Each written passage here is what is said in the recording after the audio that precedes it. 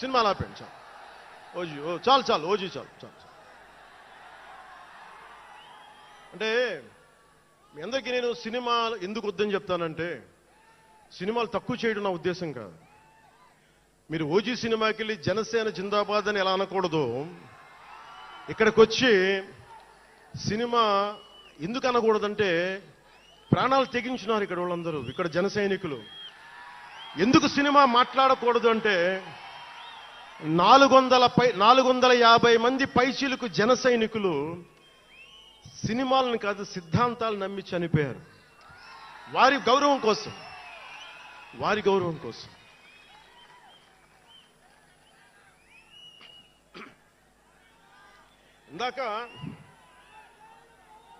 ఇందాక వద్దాం, అవి కూడా వినండి. మీరు వింటలేదని అర్థం. నా పేరు అరుస్తున్నారంటే మీరు నా మాట వింటలేదని. నా మాట వింటే 151 ఉన్న సీట్లు పార్టీ పోయింది. అందుకే నా మాట వినాలి. కూర్చోండి.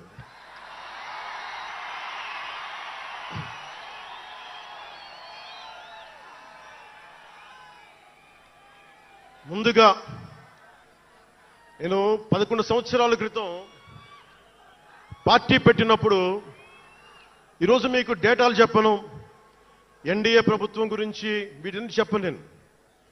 నేను మీతోటి 11 సంవత్సరాలు పార్టీని ఎలా నడిపాం, ఏ బేసిస్తో నడిపాం, నా కష్టాలేంటి, నేను పడ్డ ఇబ్బందులేంటి, కొన్ని పంచుకుంటాను. అన్ని పంచుకుంటే సంవత్సరం కావాలి.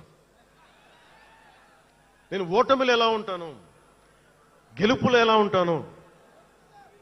మీరు నా గుండెల్లో పెట్టుకున్న వాళ్ళు, మీరందరూ నా గుండెల్లో పెట్టుకున్న, మీకు మించిన కుటుంబం నాకు లేదు.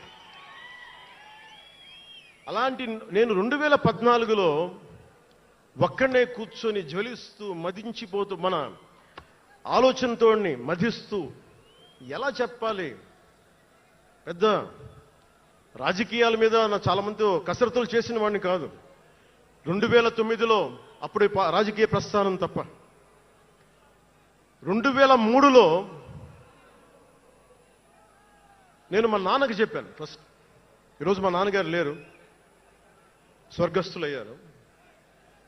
మా నాన్నకి మా అమ్మకి 2003లో చెప్పారు, అమ్మ నేను ఒకరోజు పాలిటిక్స్కి వెళ్తాను. మా అమ్మయ్య మా నాన్నకి నచ్చల మాట. శుభ్రమైన కెరీర్ పెట్టుకొని పిచ్చేంట్రా నీకనే. కానీ నేను చెప్పలేకపోయినా ఆ రోజున. నేను సినిమాలని దృష్టిలో పెట్టుకొని ఎదగలేదు, సమాజాన్ని దేశాన్ని దృష్టిలో పెట్టుకుని ఎదిగాను. సినిమా నాకు ఉపకరణం అయింది, కానీ సినిమా నా జీవితం కాలం. చెప్పలేకపోయినా ఆ రోజున. నన్ను చాలామంది, మీరు అందరికీ నాకు గద్దరన్న ఎలా పరిచయం అనుకుంటున్నారు మీరు? రాజకీయాల ద్వారా కాదు. గద్దరన్న ఖుషీ సినిమా చూసి మా అన్నయ్య గారిని పట్టుకొని, మా అన్నయ్య గారి దగ్గరికి వచ్చి, మా పెద్దన్నయ్య గారి దగ్గరికి వచ్చి, మీ తమ్ముడిని కలవాల్సిందే నేను. మా అన్నయ్య ఫోన్ చేశారు, అది నేను గద్దర్ గారు కలుస్తారంటాను. నాకు గద్దర్ గారంటే ఇష్టం చిన్నప్పటి నుంచి, మా నాగబాబు గారి దయ వల్ల. సరే కలిస్తే ఆయన ఎంత క్షుణ్ణంగా ఆయన పరిస్థితి చెప్పాడంటే, అరే నువ్వు దేశం కోసం సమాజం కోసం ఆలోచించేవాడివి.